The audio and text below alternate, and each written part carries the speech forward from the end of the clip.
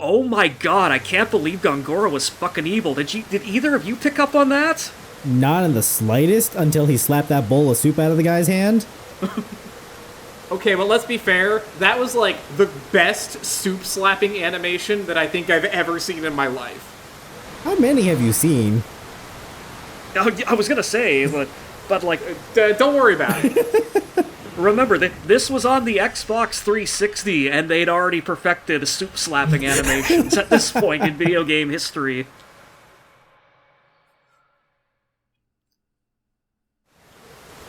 Anyway, I'm sure that dream was very nice and poignant, but that's not what we're here for. We're here to climb some mountains. Riveting. And, you know, try not to get pushed off this very narrow path by this very strong windstorm. Can you actually get pushed off? Oh, God, no. What it does do, though, is it makes you unable to run, so you have to walk this whole sequence. Is there anything of note as we go through this outdoor hallway? There's the occasional pile of rocks we can knock over. Well, We got a potion out of it. and by knock over, he of course means just walk directly into and scatter with his Kaim's feet. Oh, hey, we can run again.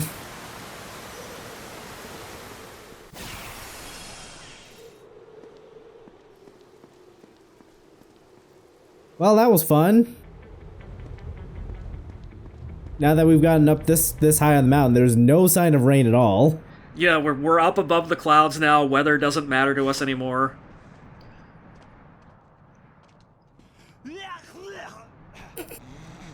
Gesundheit. I was literally about to say, like, Jansen's probably like suffocating to death in the incredibly thin atmosphere. Hey, turn around. Whoa, what a view. Whoa, what is that? The grandstand. That little bush is... Oh, that grandstand! That light has got to be magic energy. The staff must be leaking. I've seen that. Again, Jensen's like, oh, my staff leaks all the time too, but Where? The girls at the club like to call him the Grand Staff, if you know what he means.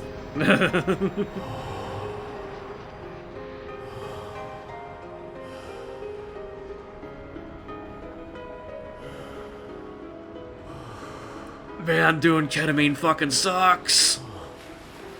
But it feels so good.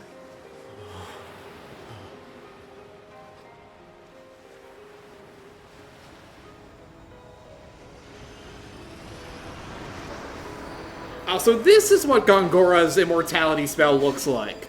A commercial for a sports drink? Yeah. Man, I can't believe he would have lied to the council like that. That's not a curse at all. Don't remember. Ooh, Yeah, just the best drug trip you've ever been on, apparently. maybe what you've forgotten you're remembering. What? Well, excuse me for helping. You are such a pain. Okay, fine. Look at the view. I'm gonna go ahead and fix everything. You just talk amongst yourselves. You really seen this before? What do you mean by that? Just what I said. Do you feel like you've seen this before? What's with you?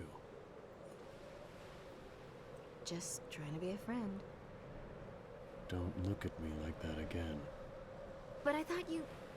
Forget it. Don't you dare try to be my fucking friend. Come on, you two. I thought we were gonna run. Hello. Tragic just miss. I was gonna say a couple inches lower and he would have just been fucking gone. Out of my way. So, you may be asking right now, aren't we, like, maybe halfway through this dungeon? Why are we fighting the boss? And, you know, that's a great question. You'll have to ask Sakaguchi because this guy's a fucker. Oh boy. Like, So, the main thing to know is that he's weak to fire. Jansen's flare does about 200 damage, and he only has about 1,000 HP. So, you don't have to survive long as you can keep dropping fireballs on him. Yeah, it's hard though. I was gonna say, the problem is that this dude hits like a fucking truck. And as we will see, it is extremely easy for this fight to spiral out of control, like, immediately. I mean, we've seen his basic attack, but he also has an attack which will poison you, which poison does like 25% of your max HP every turn. 25? Oh. And then there's that. Downburst does like 200 damage to both Kime and Seth, and just absolutely fucking shreds your GC, which is really fucking important in this fight. Yeah, this is rough for a first boss. So I was gonna say, like, I've noticed that you've been picking up like these various bomb items where like they're clearly elemental coded. Does that give like the non-magical party members the ability to, like, you know, sort of cast like quasi spells? Yes, yeah, that's exactly what they are. They're the spell in an item form. It's not quite as strong as when Jansen does it, but it is it's a lot better than anything else they can do. Yeah. So I guess would they be useful in a situation like this, or is this just a matter of like try to use Kime and Seth to survive this fucker while like Jansen does his job allegedly? Cause like holy fuck, you are like almost goddamn dead right now. So let's try this again and do it correct this time. Holy fuck, you were actually goddamn dead there. Oh yeah, no, that was just straight up like, let's just reload this and try it. So yeah, so the main things to know about this is that first of all, items are way faster than using magic. So in an ideal world, what you want here is to have Jansen and probably Seth, because Seth's your fastest party member, throwing out fireballs and flare bombs, while Kime does everything he can to not die and to keep the GC gauge up. Okay. I meant to ask this on the last attempt, but if the GC gate goes down, is there any way to put it back up? Yes, under very specific circumstances. So, like, right now, I have Kime equipped with a skill that does exactly that. When I use the guard command, it will increase the GC gauge. But generally speaking, the answer is no. The gauge only goes down as you lose HP. Okay. Because yeah, I would have thought it would have been just tied to defense, like intuitively or naturally, but yeah, damn.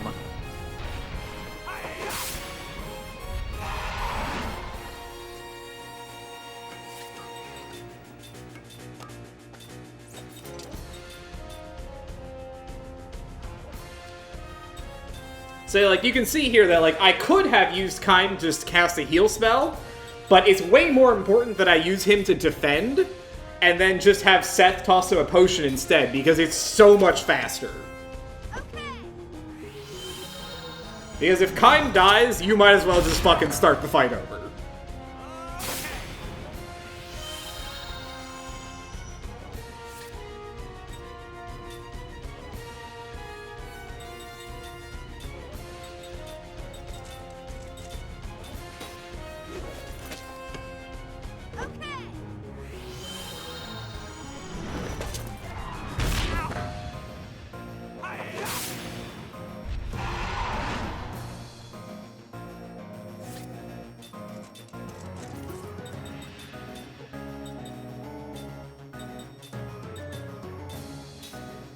Say we're just about there. Only 1 or 2 more turns. Yeah, you've got a good rhythm down.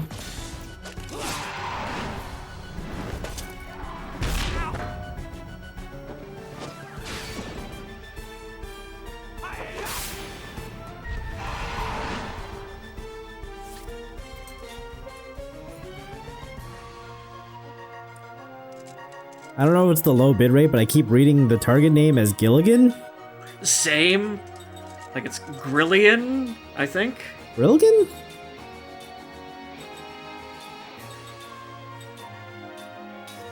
Yeah, Grilgan.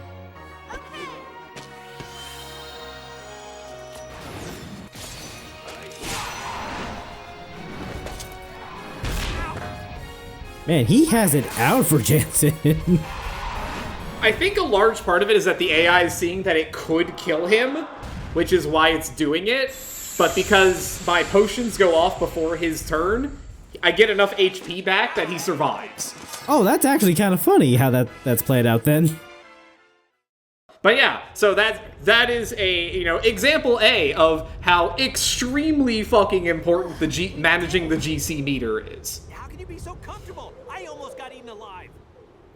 You know, had that dipped down to level 1 or even 0, Jansen would have been taking like 200 damage a shot from that boss.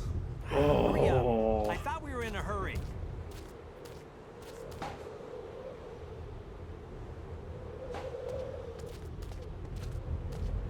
You know, I think at this point Jansen's just gonna poison the both of them out of spite. Like, fuck Gongora's orders, just, you know.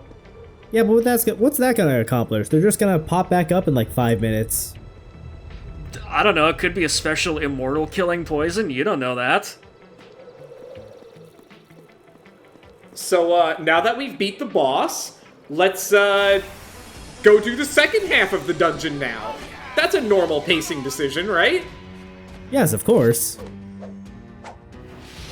Unless there's another boss at the end of the dungeon.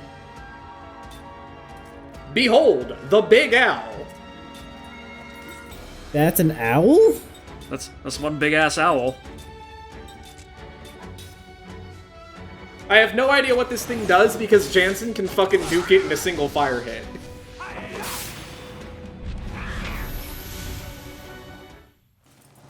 Oh, that was easy.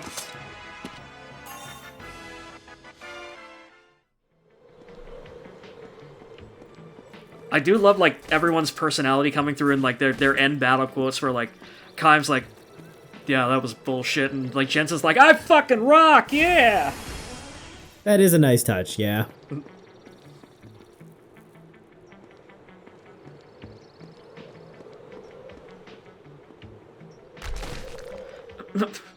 Okay.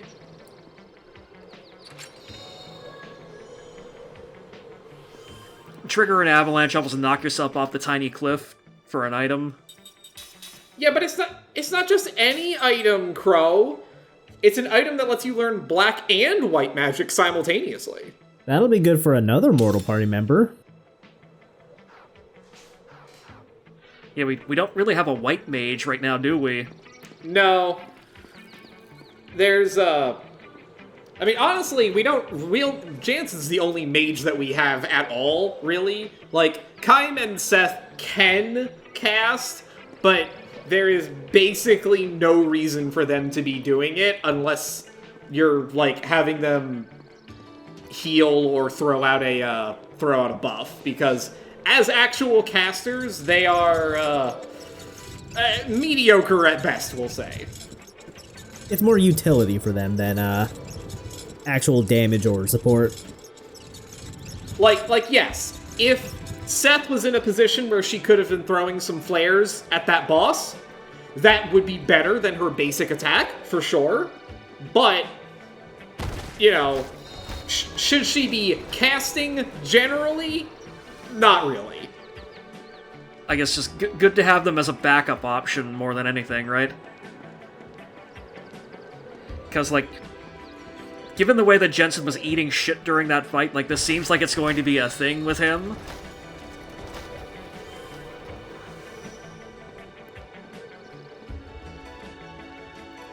I'm sure it's extremely good and normal that Kaim is just pushing these minecarts off the cliff. I mean, who's out here that it's gonna land on, right? Well, we have a rock. Okay, so we're pushing them onto magic rocks and turning them into magic pebbles. As you might guess, rocks are not usually defeated with your sword. You're gonna want to use wind magic for this.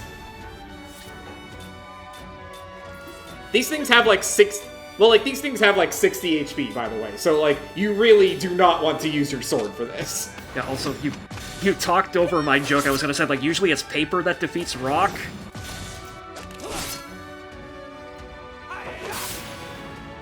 I just noticed we started this battle with like 700 on the GC meter, so it does take into account like your max HP for how full it should be then, right? Oh, right, and then this is the point at which my cat, who was sitting on my lap at the time, started to throw up while I was in the middle of recording. Oh no. And then the bit rate on the commentary version also started to throw up. But yeah, just So, you know, kind of had to stop everything and be like, oh shit. yeah, like pet medical emergencies do kind of take precedence over this dumb bullshit JRPG, I guess. Like taking candy from a... Is that something you get up to often, Kime? I was saying, Kime is all about taking candy from babies. Not too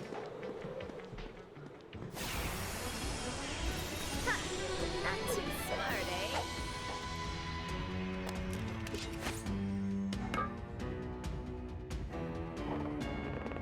So one new enemy here, the Mad Sarbella is this dog-looking thing, and he's kind of a fucker because not only does he have a decent evasion stat, he also has a buff where he'll howl and increase his attack. So you end up in this dumb loop where like you try to hit him and then you miss, and then you get countered for like 60 damage every time you do. Well, that's fun.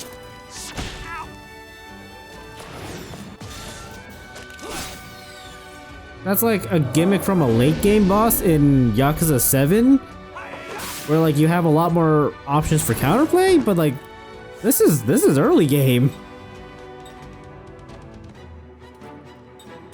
I was gonna say, the important thing to note is that you can't dodge magic, so just, you know, he's on Jansen duty.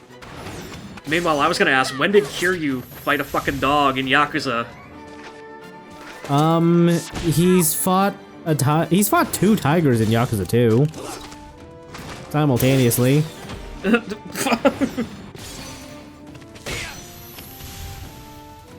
Yeah, Kazuma Kiryu's never killed a man, but zoo animals, on the other hand.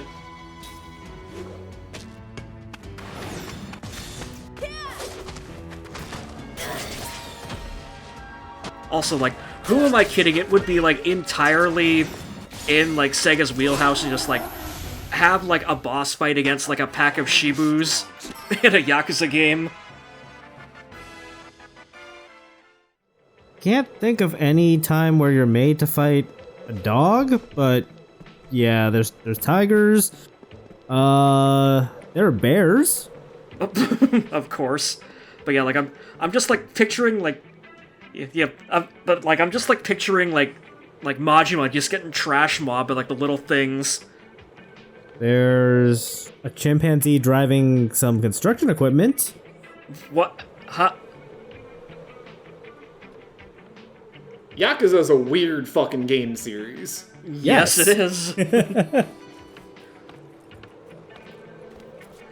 I mean, again, they literally turned Majima into a pirate for the last game that they did. And everyone just goes along with it, including Majima. To be fair, for Majima at least, he has amnesia in that game.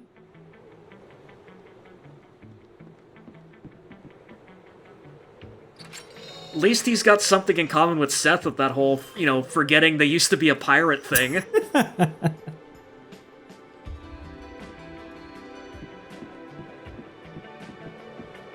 Also, like, just the fact that, like,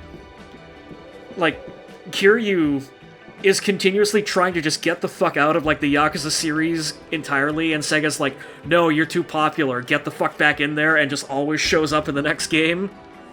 Yeah, he had his big send-off game 10 years ago, and he's had like perfect attendance ever since. It's like fucking Ichiban and Apollo Justice. I guess they share the distinction of basically just getting kicked out of the franchises they inherited as the main character in favor of the returning protagonist. Although, like, also, like, the second Gundam Seed anime also does that, where they realize very quickly, like, about 20 episodes in, like, oh my god, these new characters fucking suck, let's bring the old ones back, and, like, the main character of, like, Gundam Seed Destiny literally just gets kicked out of his own anime for being a shitty protagonist in comparison to, like, Kira Yamato. Yeah, and then we also have, like, Gohan, taking up the mantle of main character for, like, 30 episodes of the Buu Saga before Goku gets back. Because Akira Toriyama just could not figure out how to write Gohan as a compelling protagonist. I mean, he got it right eventually, and then he fucking died, so, you know.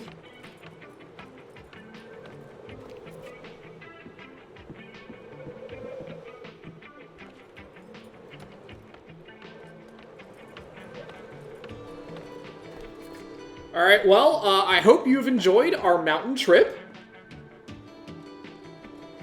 Completely normal dungeon design to have the boss, like, in the first third of it, but Sakaguchi's gonna do his thing, I guess. I get what they were going for, because I guess, like, you know, it feels appropriate to have a big winged griffin thing at the top of a mountain be your boss fight. But that does just leave the question of, like, well, what do we do with the back half of this mountain? And it's just, you just climb down. That's it. And the answer to that question is absolutely nothing. Yeah, like, I was honestly expecting it to be like a two-part boss where, like, okay, you beat it on the top of the mountain, and then, surprise motherfucker, you thought we were done. No, you gotta kill this thing now for real, at the bottom. That would have made sense. Unfortunately, sense is not how this game rolls.